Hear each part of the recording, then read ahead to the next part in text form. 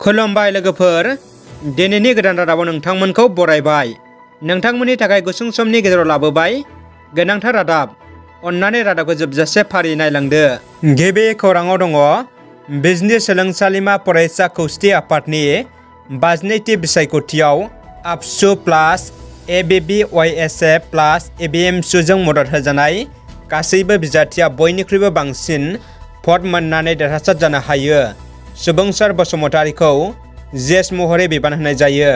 लाजिथाव खौरां, सासे सनमानगोनां भारतनि पद्मश्री बान्था मोननो हानाय गेदेमा सुबुङा सुबुं माहारिखौ लाजि फोनांहोनाय मुगैथाव खामानि मावदों। खौरां बिजोङाव बिथांखौ गोबां सावरायदों। भारत सरकारनिफ्राय पद्मश्री बान्था मोननो हानाय उद्धव परालिया तलनियानि फिसाजोखौ जिनाहारि खालामदों। जाथायखौ लाना रायजो नाङै गोख्रों फिनजाथाय सोमजिदों।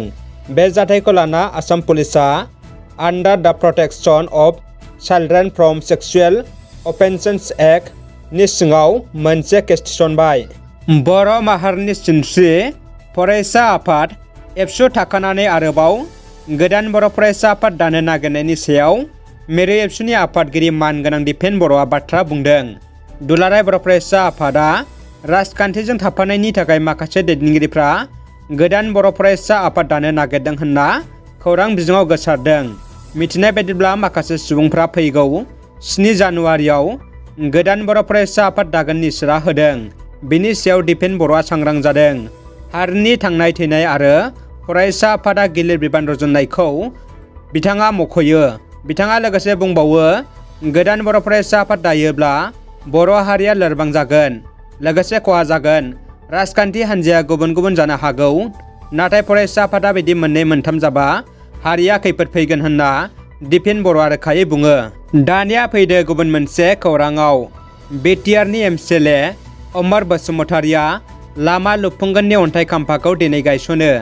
आइसिबिपि कनस्ट्राक्शननि सिङाव दंसियाबारिनिफ्राय बेंटल पिडब्लिउडि रड बामुनगावसिम थांनाय लामाखौ लुफुंगोन। बेनि थाखाय एमसिएलए बिथाङा फिथा हास'ना फुजा होना अन्थाइ खाम्फाखौ गायसनो। आसामनि बिगियाननि गोजौ सोलोंथाइ फसंथान आइआइटि गुवाहाटीआव कभिडनि गिथाव सन्देरनाय। आइआइटिनि गोबां फोरोंगिरिफोरनाव कभिड-19 सन्देरनाय खौरां गोसारदों। मिथिनाय बायदिब्ला कभिड सन्देरनाय बांसिनानो गुबुन रायजोनिफ्राय फैनाय फोरोंगिरिफोर। दा सोलोंथाइ फसंथाना थांलाय फैलायखौ बन्द' खालामबाय होनना फोसावदों। कभिडखौ होबथानो थाखाय क'क्राझार जिल्ला गेलेमु गौथुमा गोदान बोसोर 2022 मायथाइखौ बिथा खालामनानै दिनै मुलुगनां थाखोआव गुबुन गुबुन आयदानि गेलेनायाव जाफुंसारनाय गेलेगिरिफोरखौ बरायना मान बावदों आरो बिथांमोनखौ थुलुंगा होदों। दानिया फैदो जोबथा खौराङाव। रांबां दख'रा एबसु आरो रुपनाथ ब्रह्म गोसोखां बाख्रिया समाजाव फरायनाय हुदा बांहोनायनि सायाव सांग्रांथि होनाय हाबाफारि खुंफुंदों। बाक्सा जिल्ला बर' बाजाराव थानाय हिमगिरि बर' आयदा गोजौ फरायसालियाव बिटिआरनि लाइब्रेरि सार्भिस डिपार्टमेन्टनि बिथोनजों रांबां दख'रा एबसु आरो रुपनाथ ब्रह्म गोसोखां बाख्रिया जथायै समाजाव फरायनाय हुदा बांहोनायनि सायाव सांग्रांथि होनाय हाबाफारि खुंफुंदों। बे गाबगोनां हाबाफारियाव गंगु फरायसालिनि फरायसाफ्रा बाहागो लायो आरो हाबाफारिखौ मेहेरगोनां खालामो। बे हाबाफारियाव बेखेवगिरि महरै बाहागो लाफैदों बाक्सा जिल्ला एबसुनि लेङाइ आफादगिरि बासिराम रामसिंहारि बिथाङा। लोगोसे बाहागो लाफैबावनो हायो डक्टर केशव बसुमतारी आरो डक्टर कमल बड'सा बिथांमोना। रादाबा एसेनोसै लोगोफोर। रादाबखौ जोबजासे नायनायनि थाखाय गासैनिसिमबो गोजोननाय बावहरबाय।